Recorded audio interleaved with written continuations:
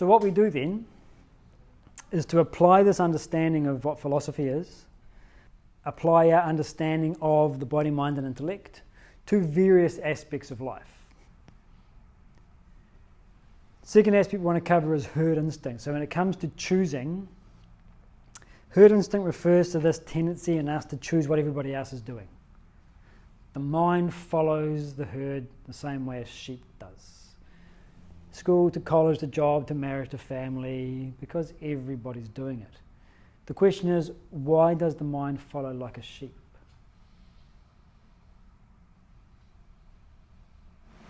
Builds on other people's wisdom. Society. Well, if it was built on other people's wisdom, then wisdom is what? Wisdom is knowing the correct choice. Just because you choose something doesn't mean it's the right choice for me. The question is, on what basis would you believe that they've made the right choice? By all means, believe that your ancestors and your predecessors have made the right choice, but how do you arrive at that belief? Once you enter, you follow the society, and after the experience, you see what is right for you or what is wrong. After the experience? So you've got to smoke cigarettes first, and then after the experience you can decide whether it's right or wrong. You raise a family, you have 4 children, and then after you've raised 4 children, decide if that was the right decision. Wouldn't it be better to make the decision before you make the choice, to find out if it's right or wrong? So how do we know what the right choice is? Why do we not do what the right choice for me is? Why do we presume that what others are doing is the right choice for me?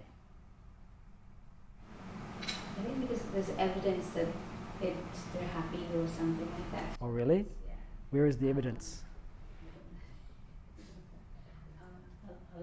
If there's evidence that, but you're right, if there is evidence that everybody who follows this particular path is achieving genuine and enhancing well-being, then that is evidence. But where is the evidence? Initially, I think we don't know, and it's faith that kind of leads us in that path, thinking that this is the right way to do things, based again on religion and society. You're almost correct when you say it's faith. It's blind faith. Faith is a beautiful thing, and it's a necessary part of human life. Blind faith is entirely detrimental to our well-being. Blind faith is to believe something without evidence. Everyone else is doing it. But if everyone else is doing it, it must be making them happy. So I guess it's making them happy. So I guess if I do it, it'll also make me happy. This is blind faith. First of all, find out. All the people who are doing all of these things with social media. The more time I spend on social media, the happier I'll be, because everyone else is doing it. What is the psychological research telling us? Does anyone know? Increased amount of time spent on social media platforms is correlated with a reduction in well-being, with an increase in depression and an increase in social anxiety. But everybody's rushing towards Instagram and Tumblr and Facebook and Twitter. If everyone's rushing towards it, it must be the right decision, correct? There's the evidence, because everyone's following it. And look at the photographs. Look at all of my friends. They're all smiling in their photographs. They must be happy, right? This is not evidence. Evidence arrives after we investigate. This is just a feeling. It's blind faith. So the reason that we presume that what everyone else is choosing is the right thing for me is because we lack the ability to question. The mind follows like a sheep because we lack the ability to think for ourselves. Now, nobody is saying, don't go to college, don't get a job, don't raise a family, don't get married. What this is simply saying is, okay, 99% of the people are having kids. I wonder if I'm part of the 1% for whom it's not the right decision. What is right for me? What is my nature? So a good example of this is maybe a decade or more ago now, and somebody said to her, if you could do your time all over again, would you have kids? Just bringing up a topic of conversation because it's interesting, and she said, nope. No, I wouldn't. She wouldn't do it. But if she knew then what she knows now, she would recognize that there's nothing wrong with having kids. My sisters and my friends and everyone else I know is doing it and they love it and it's the right choice for them. But really, I wish I'd spent more time taking that energy, taking that emotion, taking that attention and placing it on my career. She would have been more fulfilled as a human being by making that choice. So why didn't she make that choice? Why did she have kids instead? But what was the guarantee that if she didn't have the children and the alternate lifestyles she would have lived, would have put her in a better place than where she is today? There's no guarantee. There's no guarantee.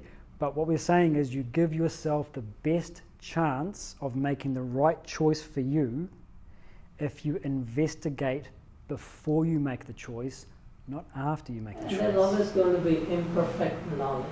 Yes, there's always imperfect knowledge and there's always uncertainty. But that doesn't mean that you shouldn't do all of your due diligence. Again, go back to the example of financial investment. There is always going to be uncertainty. There is always going to be imperfect knowledge. And so what do? You do all of the due diligence that you can to arrive at the best conclusion, and then you say, on balance, it looks like this is a good investment. I will put my money in, knowing full well that I might be wrong. But you don't just put your money into an investment because somebody else you know is doing it, or because lots of other people are doing it. And yet we make this investment in our lives all the time. Other people are doing it, so I guess it makes sense for me to do it. Other people are investing in this pyramid scheme. So you consult a guru. Yes, you first of all you consult your own intellect. Don't rely on others to make your choices for you. Consult your own intellect first. That's the guru. The guru is always internal. If any guru is worth his or her name, they will tell you the true guru is not me. The true guru is already within you. But you're right. There will be times where we recognize I'm still uncertain, and so I will seek out the wisdom of somebody who is smarter than me, who is more spiritually evolved than me, who has a better intellect, who doesn't have any skin in the game. So taking the same investment metaphor, I'll go to an investment consultant saying, exactly. Should I invest in Apple or should I invest in Amazon? Exactly. And because that person doesn't have any skin in the game, let's say they're not even getting a fee for the investment, they'll just give you whatever advice they think is best for you. So too, you go to the guru and you say, this is my choice, to have children or not have children. I've done all my thinking. I think this is the best case, but what do you think? So yes, seeking out the wisdom of somebody else is an essential part of it. You're seeking out intellect in somebody else to help your intellect. You're borrowing somebody else's intellect, as it were. Some people, even you really don't have a choice. Other people are also, dependent on that person. So it's not just about following. Sometimes you have to make a choice based on other people who are dependent on you too. But that's fine. But that is taken into your analysis. Yeah. So if I make this choice, who is going to be impacted? If I make this choice, who is going to be impacted and how? Well, I have obligations to my children. I have obligations to my parents. I recognize this. This gets taken into my investigation, my analysis, and that just becomes part of the model to give you the most appropriate answer. So yes, you have to put all of the relevant factors into your thinking to come out with the appropriate answer, whether it's your obligation to others and whether people are dependent on you and so on and so forth. All of that goes into it. But this is where it starts. What is the right choice for me, different from everybody else? And then you might recognize, okay, the right choice for me is to do exactly what everybody else is doing. Good. Follow what everybody else is doing, but now you're making the choice for yourself rather than having others influence your thinking, because nobody knows you better than yourself. Better than myself. Yeah. And that's what you've got to recognize. Many choices are made not necessarily to benefit ourselves, but to benefit others. Mm-hmm. Like in the case when you have a family, you make choices sometimes to balance things in the family. Not necessarily the best choice for me, but best choice, let's say, for one of the members of the family. ultimately that will still come back to saying it's the best choice for me, in the sense that, put it this way, if you recognize that this is the best choice for my family, what happens if I don't do it? They suffer. And you suffer because you love them. And you know that that is untenable for you. Their suffering is an untenable outcome for you. You know it to be untenable. And thereby, when you make the choice that is right for your family, you've recognized that is also the right choice for me, because to disregard my obligation towards my family violates my own principles and my own understanding of what the right thing to do is. So when we talk about what's the right thing for me, we're not just talking about what makes me feel happy right now. We're making a choice in which my family suffers so that I can satisfy some egocentric demand. That's clearly not the right choice for me. It's not the right choice for my family, it's not the right choice for me. And so this is a recognition, you're putting it implicitly, but this again becomes part of the analysis of the interdependence of our well-beings.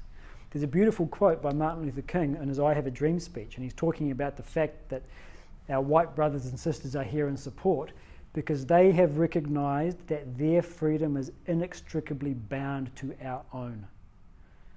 There's no such thing as your freedom and my freedom. Our freedoms are inextricably linked to each other. When I have a family, our well-beings are not separate. They are inextricably interwoven.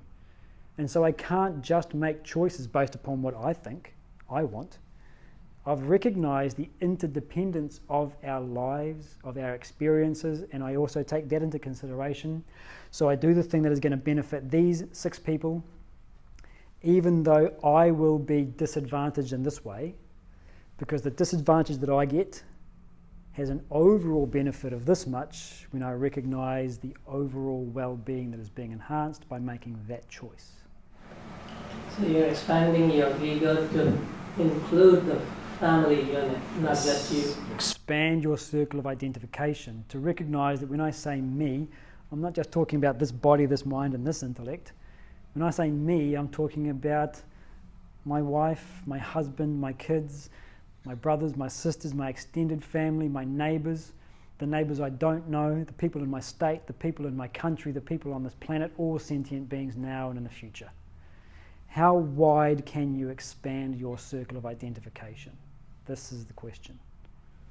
A very, very gross, selfish person only thinks of him or herself like this. Even his family he doesn't care about. Perfect example, the alcoholic. Alcoholic chooses the bottle over his family every single time. He knows it's the wrong choice but can't stop himself because the mental habit has developed so strongly.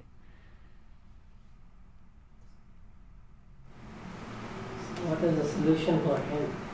Solution for him is, well actually that's one of the topics.